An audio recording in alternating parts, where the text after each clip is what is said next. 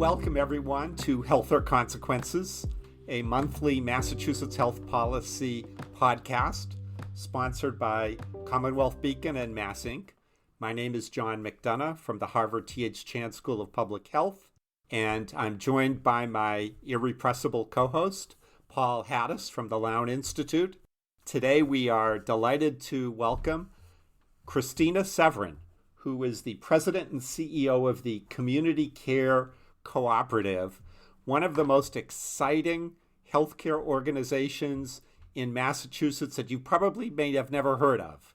Back in 2017 and 18, Massachusetts, through the Medicaid program known as MassHealth, created a massive accountable care ACO program and launched the creation of 17 ACOs, and the star of that group is called C3, Community Care Cooperative, and its founder, president, and CEO is Christina Severin, who's joining us for a conversation today. So welcome, Christina. Thanks for joining us. And I will turn it over to Paul Hattis for the first question. Christina, let me add my words of welcome.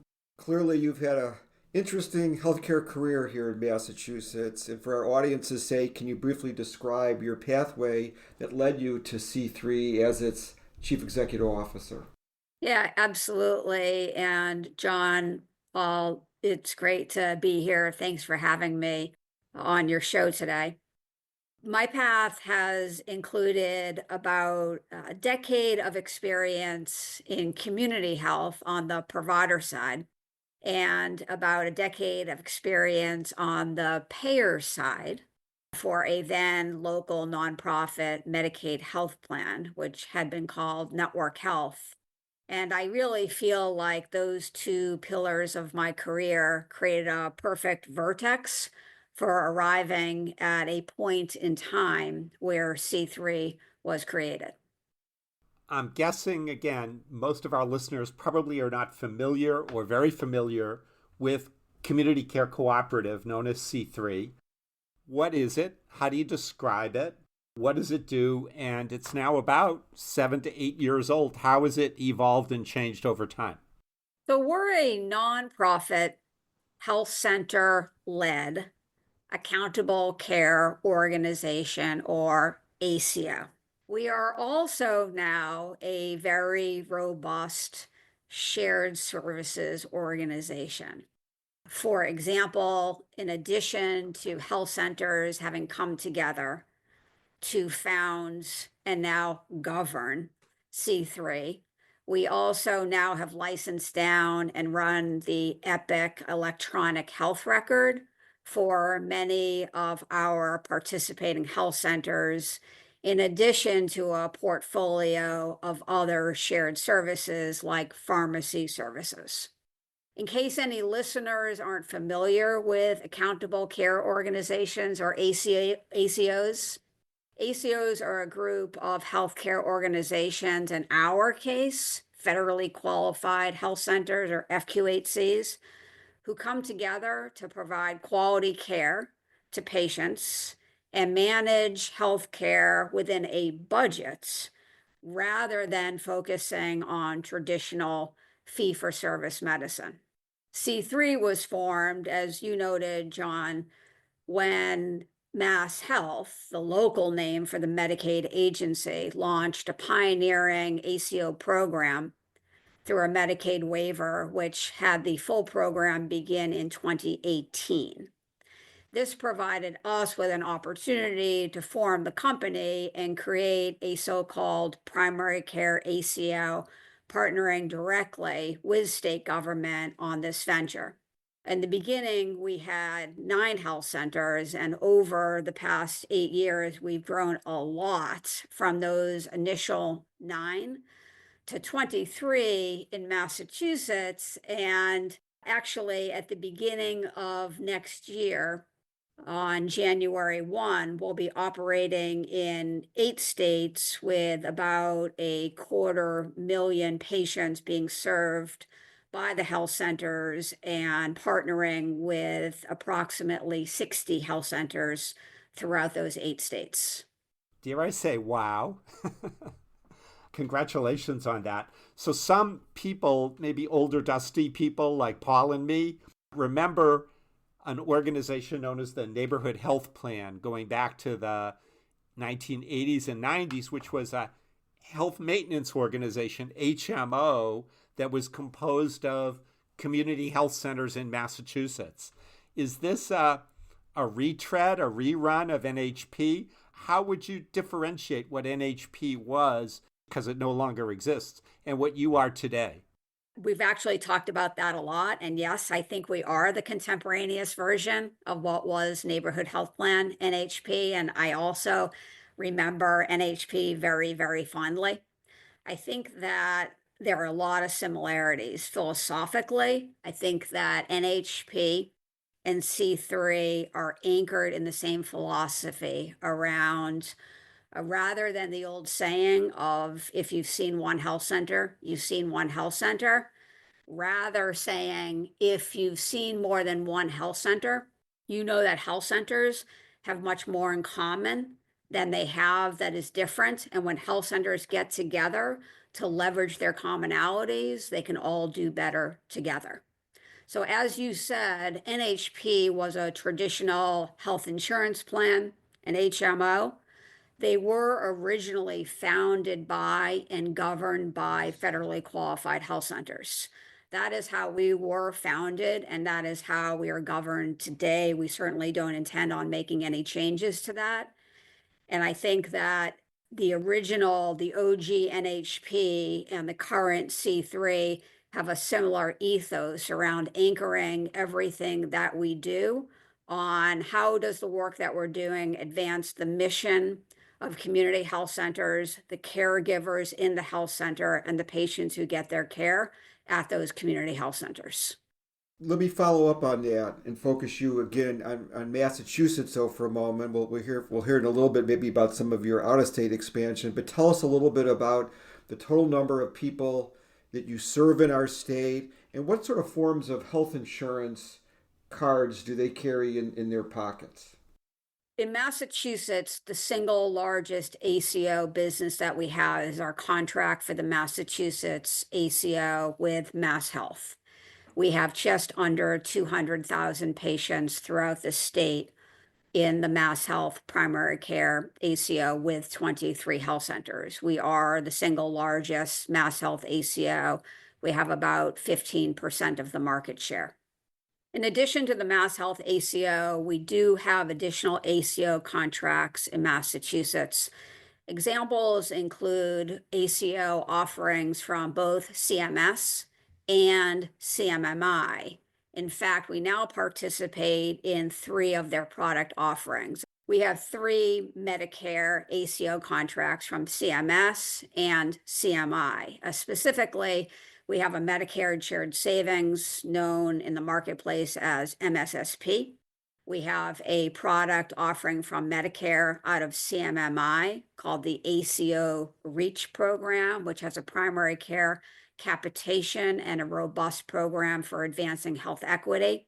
And we'll have a third product from a partnership between CMS and CMMI live on 1/1 of this coming year called Primary Care Flex, which takes the aggregate MSSP program and couples it with Primary Care Flex, which is a enhanced primary care capitation.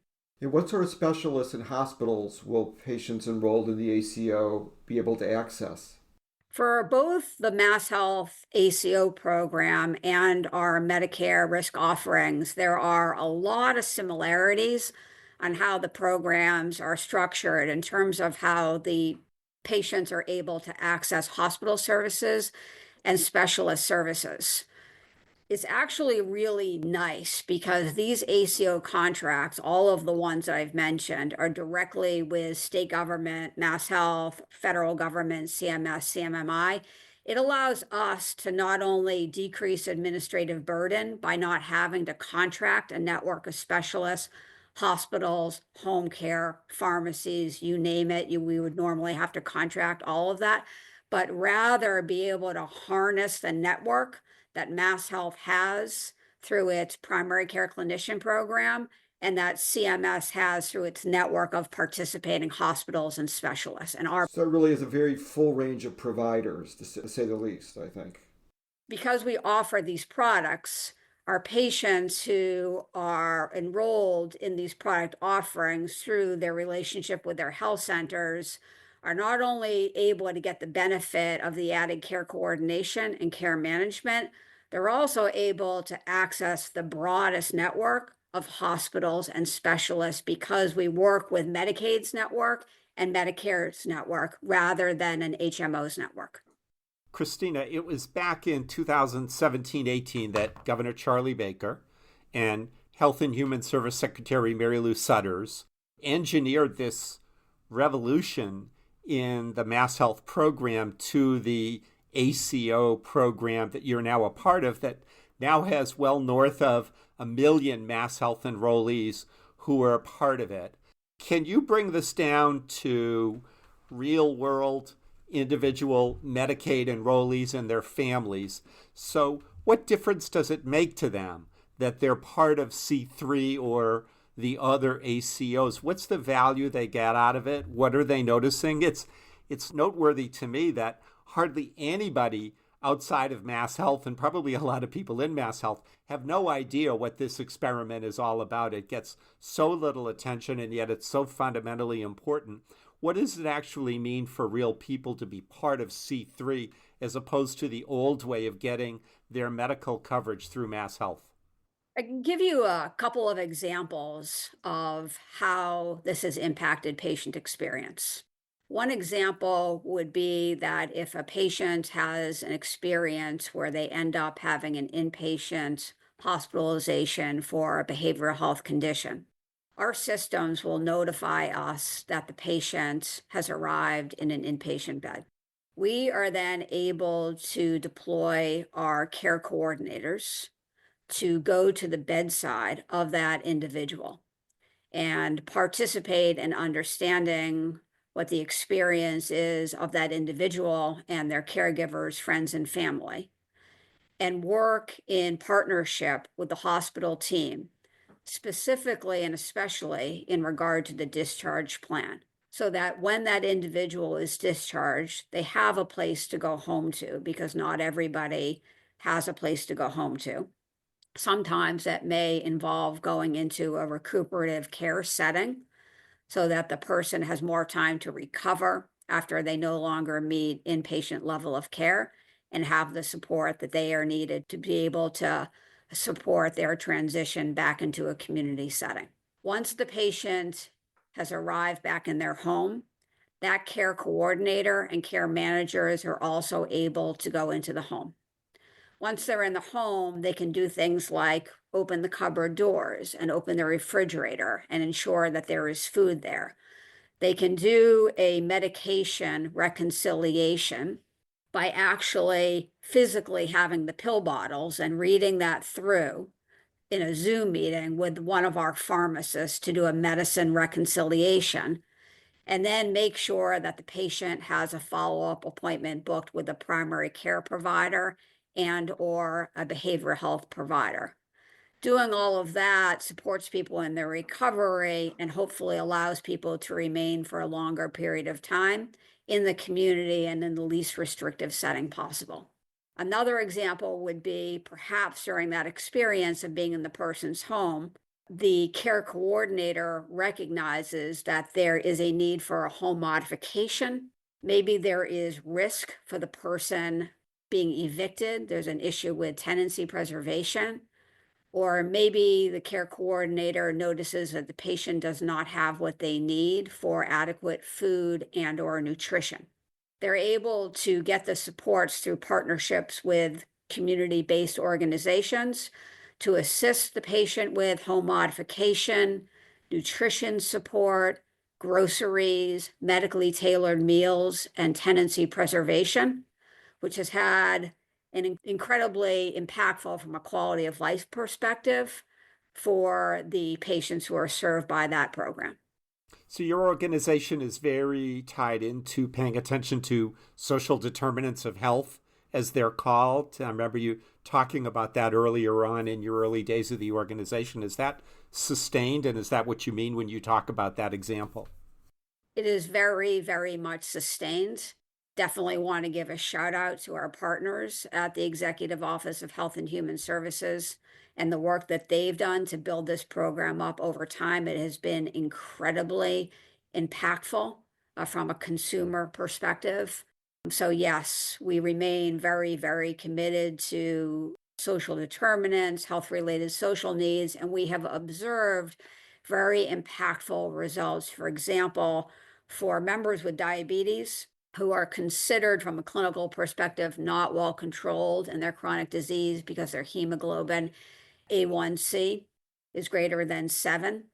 For patients who have been enrolled in nutrition supports, when we study the results of hemoglobin A1C levels after 6 months of being in the nutrition support program, the majority of patients have a hemoglobin A1C that is tested as well controlled. Now you're describing an incredibly comprehensive care model, and as you expand, I think you said starting next year to 8 other states, tell us a little bit of how that happened, and it will be a similar model of care as you support the health centers in those other states?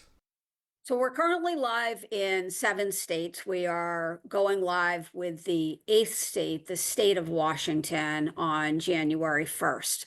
Now, the contracts are all a little bit different, so we do customize the programs based on the contract that we have and the state that we are working in. The majority of our business outside of the Commonwealth of Massachusetts is with these Medicare ACO products that I described before: ACO Reach, MSSP, and Primary Care Flex. And those programs have different structural elements. I would say that the MassHealth ACO program is definitely a national leader in certain regards, and certainly in regards to the robustness of the health-related social needs aspects of the program and the funding that goes into that. So you may have heard, Christina, that we have a president coming in January who will be new and both old at the same time. Donald Trump is coming in. He's talking about revolutionizing the federal government, and we know from numerous reports has his eye very much, or his people do, on the Medicaid program and looking at savings and perhaps cuts and work requirements and other kinds of things like that. From your perspective right now, how are you looking at the return of a second Trump administration? And what are your particular concerns and worries about what might happen over the next 4 years? I think right now, John, we are being prepared, and I'm also taking a wait and see approach because we really don't know how policy intent turns into policy action and how policy action actually shows up in regulatory change or not. I tend to sprinkle a lot of optimism into my work. It just seems to work for me. And so, that's how I like to move forward.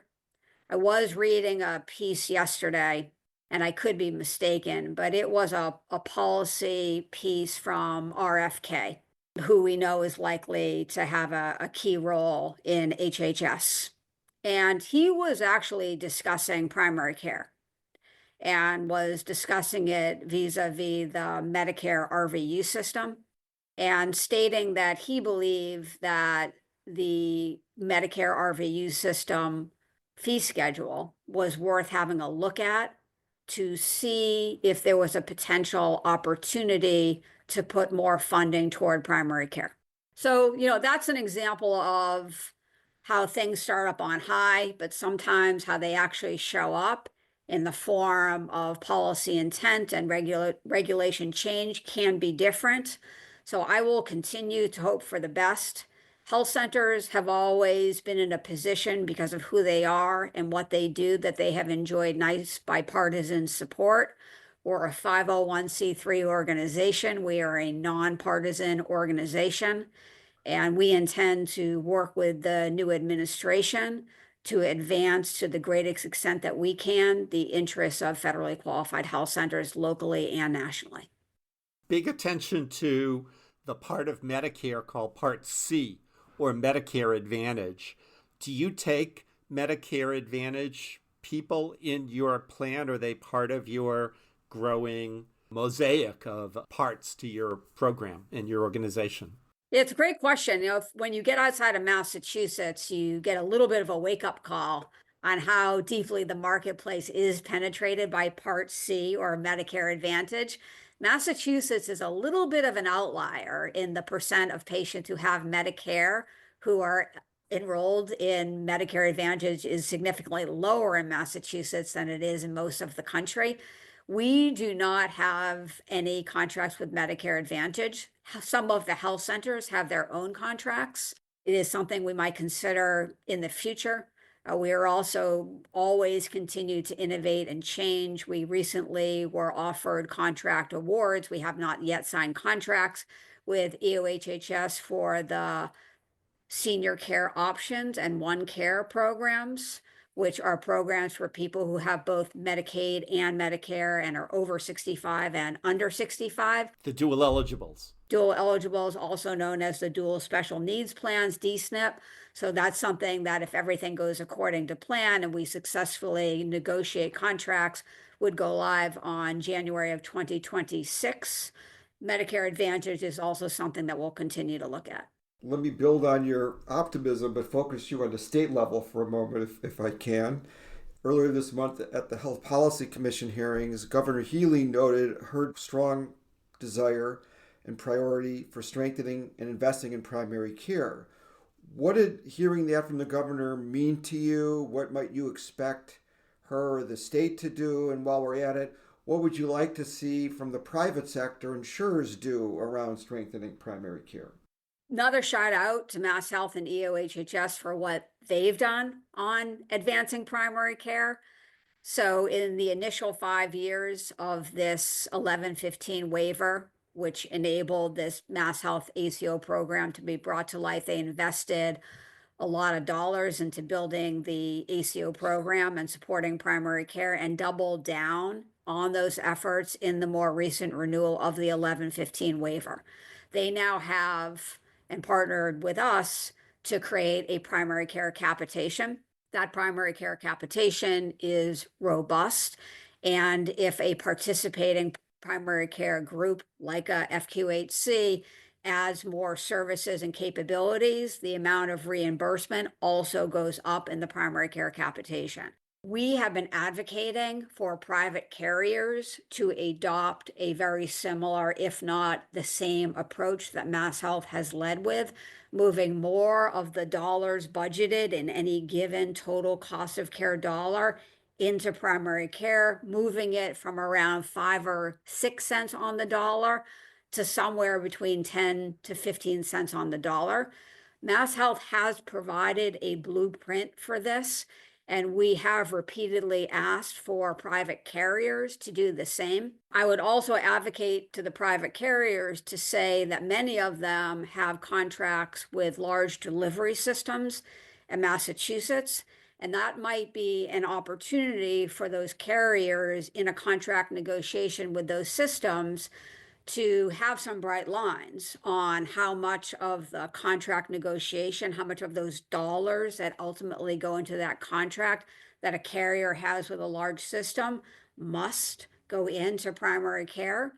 And based on the organization, perhaps the form of payment, and rather than keeping that as fee-for-service medicine in primary care, also pull that into a primary care capitation, because the more that any given primary care provider can have clinic and work in an environment where more of the patients walking into the exam room have health insurance, public or private, that is a primary care capitation, the more that provider and that provider organization will get to the tipping point of really ushering a new clinical model, one that is not based on volume and one that is based on driving quality, the least restrictive setting for a patient, more services provided in a primary care setting. The last thing that I would add to this that I think is really important to patients is also driving up the satisfaction of primary care providers. so that when you go to see your primary care provider, you can not only get an appointment quickly, but you can see the same primary care provider because they are choosing to work in the same place over time. So our final question, Christina, for people who are not closely aware of what happens in MassHealth, have never maybe heard of C3, what is important to understand about what you're doing in terms of impacting and providing lessons for the larger U.S. healthcare system in terms of where we all feel like we need to go in fixing a very broken system? I think that there's a lot of mythology around scale, and that mergers and acquisitions and consolidation is some way to be on a path toward the promised land of cost effectiveness. And I think that when you look at the data around consolidations, that you just don't find any evidence to support that thesis. When you look at what we do, the quality of what is offered by federally qualified health centers, when you look at the data that is produced on their effectiveness on cost and their effectiveness on delivering quality care, it is really unmatched. So you have these health centers who are able to do it at a more cost-effective price for higher quality. That it is a really great lesson that we don't need to drive toward private equity and venture capital and mergers and acquisition and privatizing and going for profit to find what is most virtuous to caregivers and providers in trying to restore the primary care environment to a place that really works for patients and really works for caregivers. Well, that's fantastic. Thank you. That's wonderful. I'd just like to note for the audience that last week or the last couple of weeks, the Boston Globe put out its list of the top 100 women business leaders in Massachusetts, and they ranked you number 5, ahead of a lot of quite impressive people. So congratulations, Christina, and good luck with your incredible and expanding organization. And on behalf of Paul and me, thanks for being part of our podcast today. We really appreciate it, and we know your audience will be really thrilled to hear you. Thanks very much. You're very welcome. It was really nice to be with you all today. Thank you.